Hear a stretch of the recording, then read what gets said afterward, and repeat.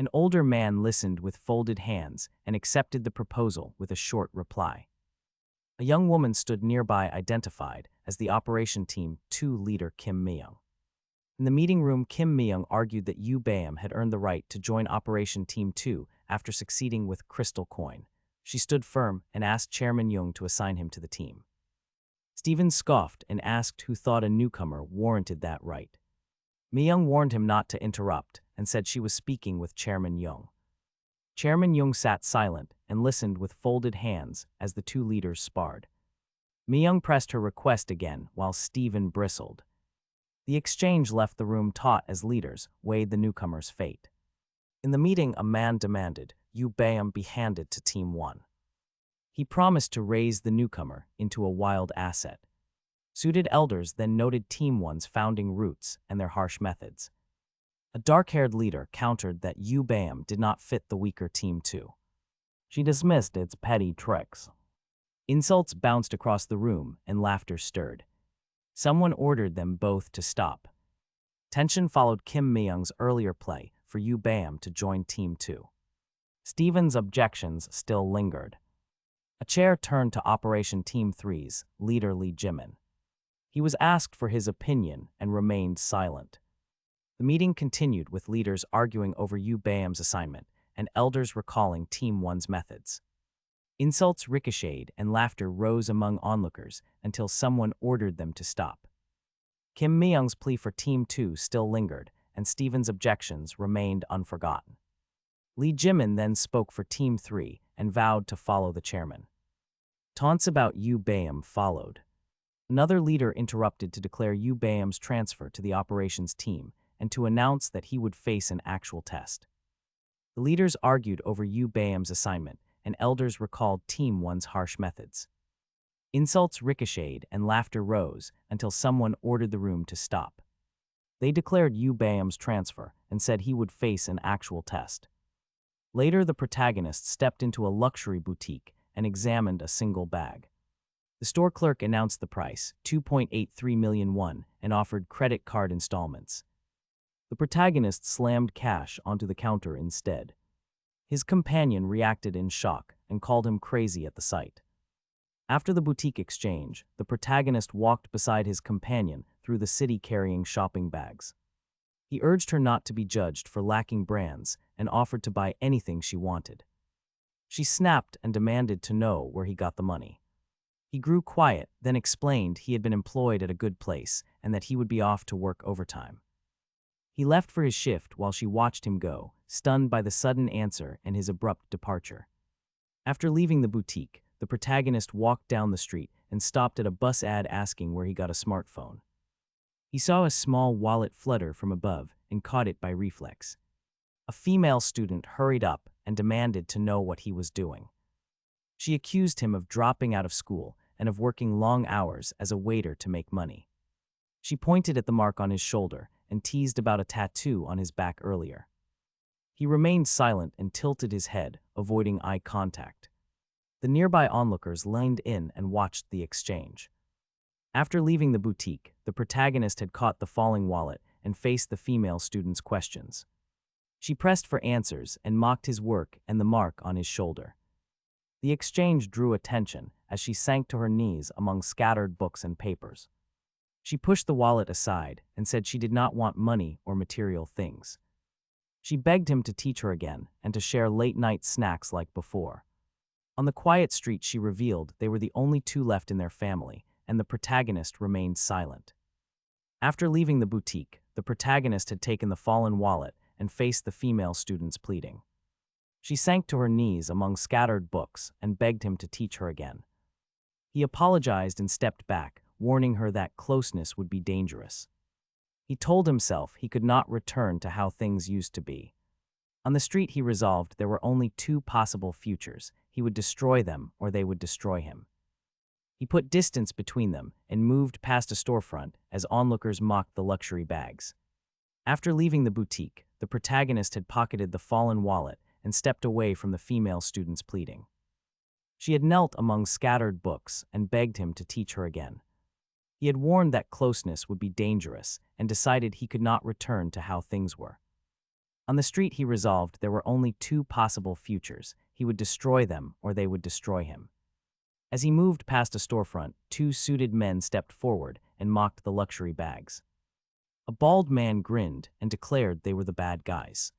They called out Yu Bam and then threatened his little sister, ordering him to follow them while they spoke. Night hung over a half-built block as a crane loomed above the site.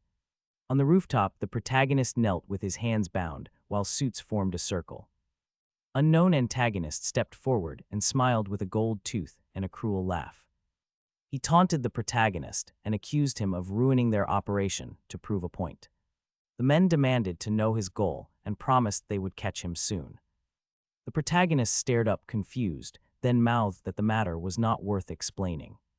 Tension banked around them as the rooftop wind carried the faint sounds of the city.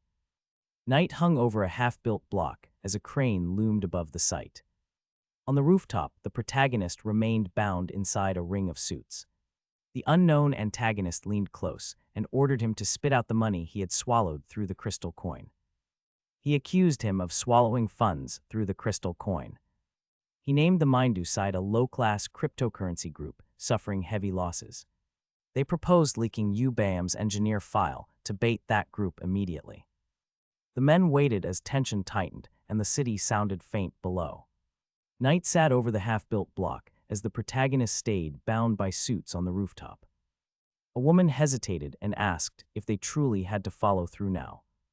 The unknown antagonist leaned forward and spoke a harsh plan using a tiger metaphor.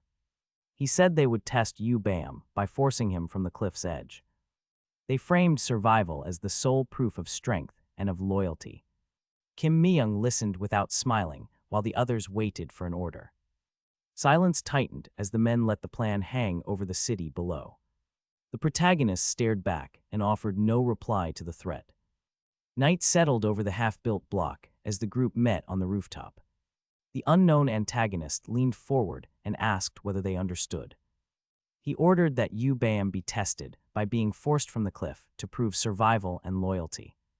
Two suits remained at the edge and the protagonist watched in silence, offering no reply. The decision hung heavy in the air until Manhwa side head Kwon Manhwa spoke, accusing the others of creating the crystal coin cons.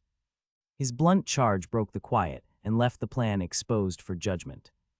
The rooftop accusation had broken the silence and left the group exposed. A tall man interrupted the standoff and drew attention. Manhwa side number 2, Kim Kyudong, stepped forward as he was introduced, brandishing a knife and urging action. A hulking subordinate moved to seize the kneeling man, while another enforcer struck, toppling the target and sending his hand skidding. The sequence ended on a close-up of a gold-toothed speaker who taunted the newcomer and promised to explain the cryptocurrency organization through coins for clarity. The circle closed on the kneeling donor as men loudly set prices for his fingers and tongue. Manhwa side number 2, Kim Kyudong, and hulking subordinates brandished knives and threatened the target. The gold-toothed unknown antagonist stepped forward and taunted the group, raising the tongue price to 5 billion. The donor pleaded while others laughed and took screenshots. The protagonist watched and felt a spike of distrust, noting how they already knew about his brief involvement with the cryptocurrency organization. A suited man replied wallets were controlled by Chairman Jung and demanded the address. The men shouted prices over the kneeling donor as the crowd closed in. Manhwa side number 2, Kim Kyudong, stepped forward and gripped a long knife. The gold-toothed unknown antagonist taunted the group and drove the tongue price to 5 billion. Kim Kyudong brandished the blade and urged them to chop them off. Bystanders laughed, took screenshots, and mocked the donor's pleas. The protagonist watched from the edge and felt a spike of distrust. A suited man blamed Chairman Jung and demanded the wallet address. The men shouted prices over the kneeling donor as the crowd closed in. Manhwa side number 2, Kim Kyudong, pressed a blade toward the donor's bound fingers and taunted them with precise menace. A suited man murmured that cutting them would declare war on one. Manhwa side head Kwon Manhwa stepped forward and warned they would not touch even a single finger. Onlookers laughed and took screenshots while bystanders egged the scene into cruelty. The protagonist stood silent and his distrust hardened into a quiet resolve. After the public humiliation, the group turned its attention to the newcomer. A man confronted the protagonist and accused him of plotting to blackmail the organization. He claimed the protagonist was digging for one's internal secrets and seeking leverage after Min Du's fall. A stock chart displayed one's rise and Min Du's collapse. The accuser linked the protagonist to Crystal Coin and taunted him about starting a rebellion. The protagonist stayed silent. A large man barked at Qdong to silence the newcomer immediately. After the public humiliation, the crowd shifted its attention back to the newcomer. A suited man stepped forward and announced he had investigated their operations. He listed their schemes and accused them of selling fake second-hand cars to elderly women. He taunted them about failing to cross the moral line into killing. Two men in suits advanced and demanded respect for their business. Then the bald enforcer Kwon Mindu declared their blackmail had been a bluff. He said Omakase had just proven the bluff, leaving the hall charged and quiet. The crowd had turned back to the newcomer after the public humiliation. Suit stepped forward and loudly accused them of schemes involving elder abuse. Two men demanded respect, while Mindu's side head Kwon Mindu called their blackmail a bluff. The hall held its breath as Omakase exposed the weaknesses in their plan. Then protagonist stepped forward to the center and spoke with cold calm. Protagonist declared he would sell their lives and claimed he had engineered Crystal Coin. The crowd recoiled and murmured, while many wondered who would dare interfere. The hall fell into uneasy silence after the protagonists claimed to have engineered Crystal Coin. Suits then demanded payment and offered to forget the incident for 100 million each. The cleaning bully retorted and doubled the demand to 200 million. The protagonists stated the penalty would increase by 100 million whenever they talked back. He then ordered Mindu's side number 2, Kim Qdong, to give up his knife. Qdong hesitated but relinquished the blade. The bully spat threats about killing, yet the knife exchange hardened the room's tense standoff. The hall had already grown silent after the protagonist claimed credit for Crystal Coin and the payment demands escalated. Suits pushed for money while the cleaning bully doubled the threat and spat insults. The protagonist then admitted he could not strike them but held his ground. The bully lunged with a saw and vowed to make any death look accidental. The blade grazed the protagonist's jacket and drew a thin line of blood. That nick created a brief opening. The protagonist stepped through the gap, evaded the swing, and struck the attacker, sending him sprawling and shifting the standoff toward open conflict. After the protagonist claimed Crystal Coin, the hall's silence turned into pressure for payment. He admitted he could not strike them, but refused to back down. The cleaning bully lunged with a saw and nicked the protagonist's jacket, drawing blood. That slit created a narrow opening, which he exploited to swing and topple the attacker. Assailants rallied and shouted, but a stern figure ordered everyone to stop immediately. The figure warned that Hyunam's head would disappear if the crowd did not comply.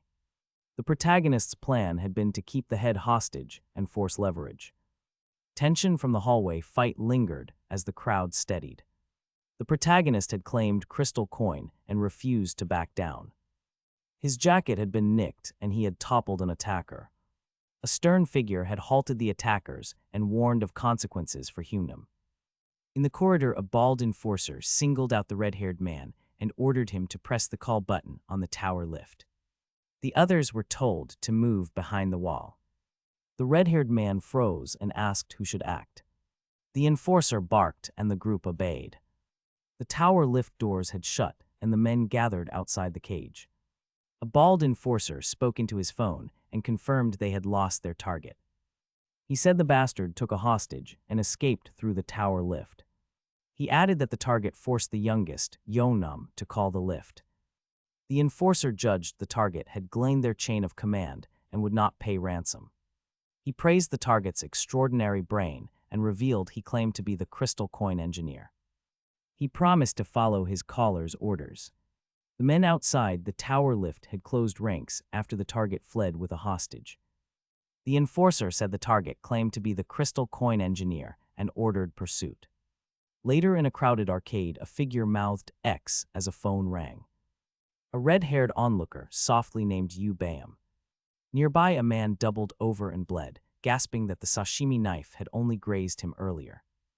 He forced himself to run and decided he must reach a hospital before his condition worsened. After the tower skirmish, the scene narrowed to a dim alley where a wounded Yu Baim doubled over. A young woman approached and spoke his name, identifying him from the Department of Economics. She introduced herself as Jung Saman from Public Administration and invited him to a club party. Yu Baim stared, pain and surprise mingling on his face. She stepped closer and asked if he was all right. He registered the name Jung Saman and the awkward memory that she sometimes spoke to him first. The encounter left him disoriented and unfinished. Jung Saman ran into the alley and called to Yu Baim loudly. He registered her name as she asked if he was all right. He reacted with a small exclamation, then collapsed to the ground. Onlookers stepped back as she reached him and knelt near his body. Darkness closed over the scene and the panels went black. Yu Baim later returned to awareness in a dim room. He lay for a moment, then pushed himself up and sat on a thin mattress, breathing hard and staring at the ceiling. After the alley collapse and a blackout, Yu Baim regained consciousness in a dim room. He lay still, then pushed himself up and sat on a thin mattress, breathing hard and staring at the ceiling. Jung Saman entered carrying a mug and offered warm tea. He blinked, wondered how long he had slept and how he had ended up there. She stood nearby and said he had changed a lot. She recalled his university look with fluffy hair and glasses and asked why he had dropped out so suddenly. Yu Baim did not answer. After the alley collapse and blackout, Yu Baim regained consciousness on a thin mattress. Jung Saman brought warm tea and questioned his sudden dropout from university. He offered no answers and rose to leave, muttering that he was busy. She called after him, but the door slammed with a harsh impact. Jung Saman watched him go, expression unreadable, then noticed a black card on the table. The card bore the single word "1" in bold letters. Silence filled the room as sunlight cut to the one building towering outside.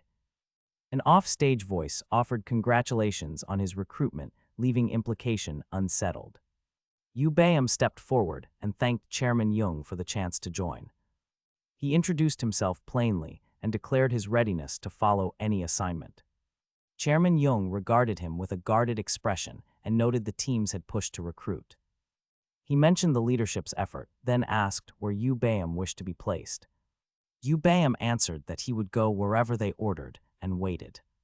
Silence settled as the chairman considered him and the promise hung between them. Yu Baim had promised to follow any assignment and waited. Chairman Jung steepled his hands and smiled before speaking. He said Yu Baim would go anywhere, then pushed him to go beyond that. The chairman ordered him to seize the upper hand from all of them. Yu Baim listened without flinching as the challenge settled over the room. Silence stretched while everyone waited for his answer. Yu Baim stood before Chairman Jung and answered without any hesitation in a firm voice. The chairman asked which team he wanted to join from the three teams. Yu Baim said he would go anywhere he was ordered to go. Chairman Jung steepled his hands and considered him in silence for a moment. He told Yu Baim to try going to the next level right away. Yu Baim paused and asked quietly for clarification about the chairman's meaning. The chairman clarified that Yu Baim should gain the upper hand over all of them. Yu Baim stood before Chairman Jung and absorbed the chairman's brief summary of events. The chairman explained that the team's secure information had been leaking to the public these past months. He noted that only instructions sent to team leaders had been published outside the organization.